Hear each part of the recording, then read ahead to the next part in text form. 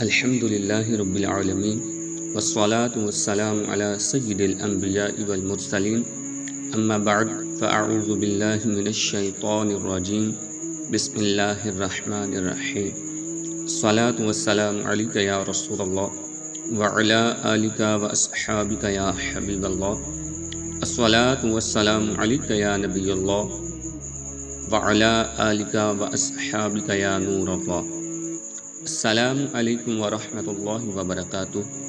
محترم ناظرین، امید ہے کہ آپ اللہ پاک کی رحمت سے۔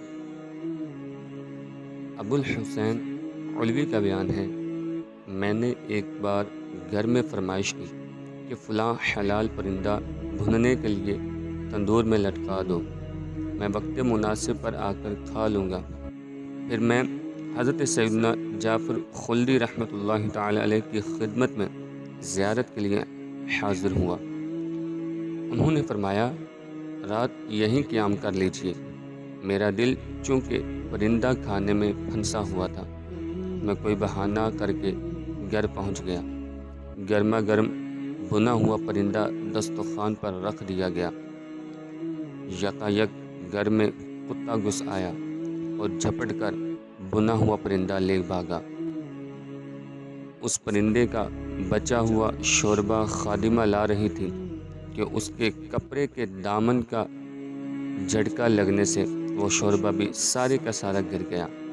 پھر صبح جب میں حضرت سیدنا شیخ جعفر خلدی رحمۃ اللہ تعالی علیہ کی خدمت بابرکت میں حاضر ہوا تو مجھے دیکھتے ہی فرمانے لگے، جو شخص مشائخ کے دلوں کا لحاظ نہیں رکھتا، اس کے دل کو ایذا پہنچانے کے لیے کتا مسلط کر دیا جاتا ہے۔ محترم ناظرین، معلوم ہوا بزرگوں کی بات نبھانے اور وہ جو حکم دیں اس کو بجا لانے میں ہی عافیت ہے۔ اللہ والوں کے ساتھ چالاکی اور بہانہ بازی کار آمد نہیں ہوتی۔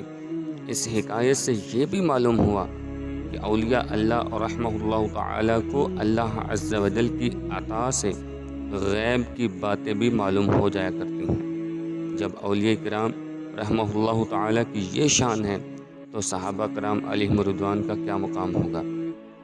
نیز انبیاء کرام علیہم الصلاۃ والسلام اور خود تاجدار انبیاء حبیب کبریا احمد مجتبی محمد مصطفیٰ صلی اللہ تعالی علیہ وآلہ وسلم کی شان و عظمت کا اندازہ کون لگا سکتا ہے۔ میرے آقا اعلیٰ حضرت امام احمد رضا خان فاضل بریلوی رحمۃ اللہ تعالی علیہ فرماتے ہیں، سر عرش پر ہے تیری گزر، دل فرش پر ہے تیری نظر۔ سر عرش پر ہے تیری گزر، دل فرش پر ہے تیری نظر۔